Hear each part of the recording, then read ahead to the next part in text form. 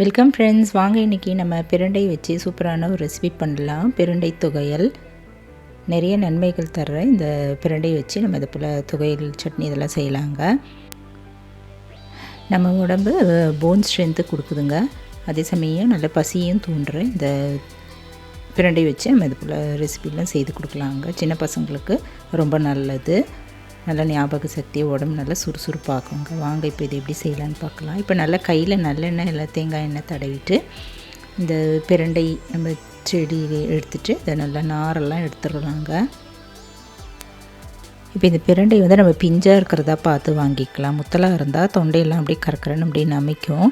அதனால் நம்ம பிஞ்சாக பார்த்து வாங்கிட்டு இது மேல் தோலெல்லாம் இதை போல் சீவி எடுத்துக்கலாங்க. இப்போ இது சின்ன சின்ன பீசஸாக கட் பண்ணி எடுத்து வச்சுக்கலாம். பிஞ்சாக இருந்தால் தான் தொண்டெல்லாம் நமிக்காது, இச்சிங்காக இருக்காது. இப்போ இது போல் எடுத்துகிட்டு நல்லா 2-3 தடவை கழுவிட்டு சின்ன பீஸாக கட் பண்ணிக்கலாங்க. இப்போ எப்படி செய்யலான்னு பார்க்கலாம். அடுப்பில் ஒரு கடாய் வச்சுட்டு 2 ஸ்பூன் நல்லெண்ணெய் ஊற்றிட்டு இது நல்லா கட் பண்ண இந்த பிரண்டையை போட்டு நல்லா வதக்கிக்கலாம். ஒரு மீடியம் ஃப்ளேமில் வச்சு நல்லா கலர் சேஞ்ச் ஆகிற வரைக்கும் நல்லா வதக்கிக்கலாங்க. இது கூடவே கருவேப்பிலை ஒரு 2 கொத்து அதையும் கழுவிட்டு போட்டுக்கலாம். இது நல்லா வதக்குனா தான் தொண்டை காராமல் இருக்கும். இப்போலாம் நல்லா வதங்கிடுச்சுங்க.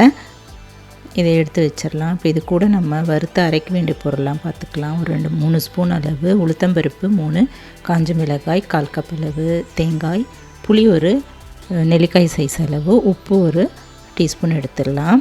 இப்போ அடுப்பில் ஒரு கடாய் வச்சுட்டு எண்ணெய் ஊற்றிட்டு உளுத்தம்பருப்பு போட்டு நல்லா செவக்க வறுத்துக்கலாங்க. இது வறுப்பட்டது கூடவே காஞ்ச மிளகாயும் போட்டு வறுத்துக்கலாம். உப்பு புளியெலாம் இது கூடவே சேர்த்துக்கலாங்க.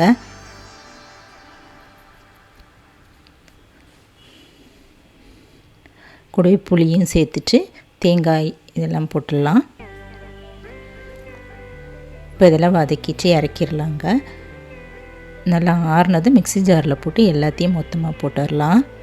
இப்போ வதக்கின அந்த பிரண்டையும் சேர்த்து போட்டுக்கலாம். போட்டுட்டு ஒரு 1/4 டம்ளர் அளவு தண்ணி ஊற்றிட்டு நல்லா நைஸாக அரைச்சிக்கலாங்க. இப்போ பிரண்டை துவையல் தயாராகிடுச்சுங்க. இதை நல்லா சூடான சாதத்தில் போட்டு பிசைஞ்சு சாப்பிடலாம், அருமையாக இருக்கும். இல்லை நம்ம சாம்பார் சாதம் எல்லாத்துக்கும், தயிர் சாதம் எல்லாத்துக்கும் நம்ம சைட் டிஷ்ஷாக வச்சு தொட்டு சாப்பிட்டாலும் ரொம்ப நல்லாயிருக்குங்க. நல்லா பசி தூண்டுற இது. சில பசங்களுக்கு, சின்ன பசங்களுக்கெல்லாம் பசி இல்லாமல் இருக்கும். அப்போ இது போல் துவையல் செஞ்சுட்டு சாதத்தோடு போட்டு பிசைஞ்சு கொடுத்திங்கன்னா நல்லா பசி எடுக்க ஆரம்பிக்கும். நம்ம அடிக்கடி இது உணவில் சேர்த்துக்கலாங்க. பல நன்மை தரக்கூடிய இந்த பிரண்டையை வச்சு நீங்களும் இந்த போல் ட்ரை பண்ணி பாருங்கள்.